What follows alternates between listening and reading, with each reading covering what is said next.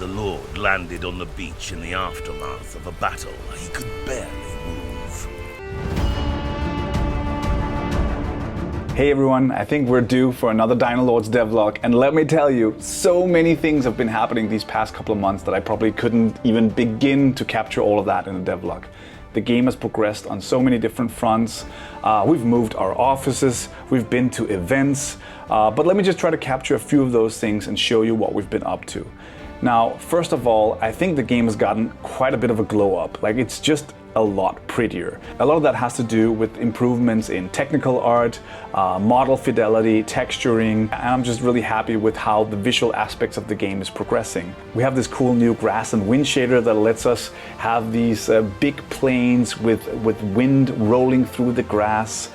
We have this thing we call wind force injectors, meaning that wind can now manipulate the environment. If you have an ability that's triggered or a dinosaur that jumps down, the wind will flatten the grass around it. It just looks really cool and creates a much more ambient environment. We also have a new water shader that I really like. It's still a work in progress, but now you can really see down through the water, see the sea floor. And we have waves crashing. We still want to keep pushing these things, but it's definitely a step in the right direction. The Lord himself or herself now looks way cooler. We have way more detailed models with better texturing in it. So yeah, too many things to mention, but generally I think the game's never looked better than now, and that's great. We're very happy about that. A fearsome beast was captured. Heavily wounded, it would need time to recover. Meanwhile, the castle needed to be made ready for war. So a lot of things have changed mechanically in the game since we last did a devlog, but if I had to single out like one thing, it would be the Warband system. So working on the game over the summer, what we found out was that direct unit control, like selecting a unit or box selecting units and giving them individual orders, doesn't actually work that great in Dinolords. First of all, it's pretty taxing for the player to just control their main character. And because the camera is fixed to the Lord at all times, you're kind of controlling the viewport of the whole game. That has a lot of great benefits in the game. We're definitely sticking to that. But it also meant that if you gave units direct orders to move somewhere, you might forget them somewhere and action might happen off screen. And all the action that happens off screen in Dinolords isn't actually that interesting for the player. So we needed to come up with a system that was, one, not as taxing for the player to control while maneuvering the Lord, and two, something that didn't create combat outside of the sphere of influence of the Lord. And after a couple of iterations, what we came up with was this new system that we're calling the Warband system. It kind of works a little bit like a Pikmin whistle if you've played that game. That's actually what we called it as a code name during development. You hold down a key, you paint over your units, and the units come to the Lord. Those units now follow the Lord around into combat.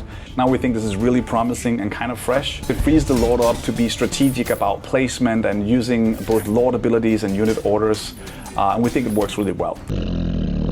In August, we did the yearly pilgrimage to Gamescom, and it was very different from last year's Gamescom. This time we had 19 press engagements lasting 30 minutes each. It was like 10 hours of non-stop talking to press.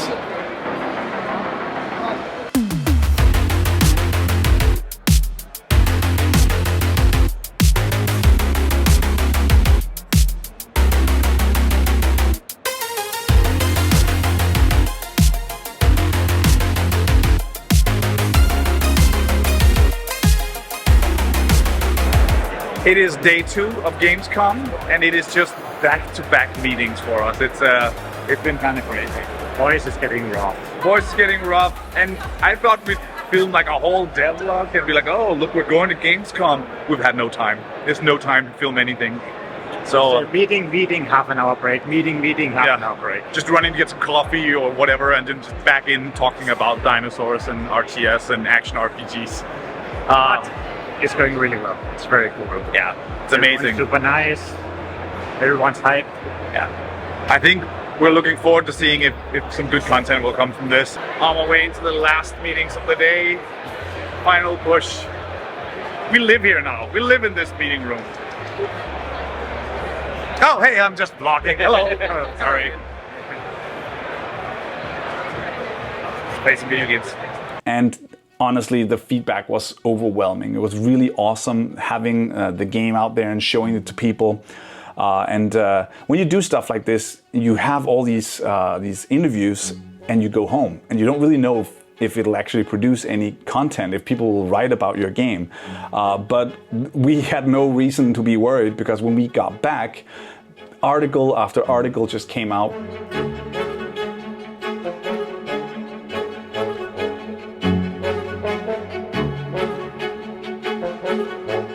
There is one story I want to add from our Gamescom trip, which was kind of heartwarming. In one of the few breaks that we had, we walked into the main hall, the big public area, and we were wearing our Dinolords t-shirts. And someone stopped us and asked, "Where can we play Dinolords?" And that was just so incredibly cool, having actual players who wanted to play our game in the public area, no less. So that was really cool, reminding us that we're actually making a game and that there are people out there like you that are excited to try it out. The Gamescom build, as we're affectionately calling it, also featured a new level that we're calling Dinolords. It was the first time that we actually did a very choreographed gameplay session with narration and multiple endings, quests and everything. And I think the Dinolords level taught us something about what we can actually do with the current tools that we have and what type of content might be good for this type of game. Group up! Steal and scale! With the second wave destroyed, the defenders rallied against the final push from the invaders. There's been so many other different things that's been going on. We've been closing down the co-working space that we've been running for the past 10 years in Copenhagen. North players moved into a new space. We had a goodbye party for the co-working space. We went on a trip to something called The Spill, hosted by Coffee Stain and friends. Luckily, we count ourselves amongst the friends, which was this really fun thing hosted at Satisfactory HQ, like a 4-hour non-stop stream with developers talking about their games. And we sat down on the couch with Snoot, Satisfactory's community manager, to talk about Dinolords. That was a really cool experience. Thank you. Thank you for having us. Yeah. How are you guys doing? Good. Pretty dang excited. Yeah. Where are you guys from? Denmark. Denmark, yeah. Yes, of course. So you've traveled across vast distances. 5.5 hours. Yeah. Is that long? No. Oh shit, I thought it was closer. No. We're here to talk about Dinolords. Yeah, we are. Games. Do you want me to pitch you the game? Is that my cue? What is Dinolords all about? Can you tell me? Yes, I can. So it's, as you all saw, it's a historically accurate game. We're on full production schedule now. The game is progressing on almost all fronts and everyone's quite busy. But I can't wait to share more of the stuff that we're working on. We're working on new amazing units. We've got some new cool art coming into the game. Working on randomized events in the game. It's all going to be very, very cool, and I can't wait to share more of that. If you haven't seen, so we are doing monthly write-ups on Steam, where we dive into some of these topics and what we've been up to. These devlogs will be not as reoccurring, but whenever we have time and good footage to show you guys. But yeah, thank you for watching. Thanks for keeping up with everything Dinolords. If you haven't already, make sure to wishlist and follow the game and join our Discord server, where we're slowly building up a small community. Till next time, steal and scale!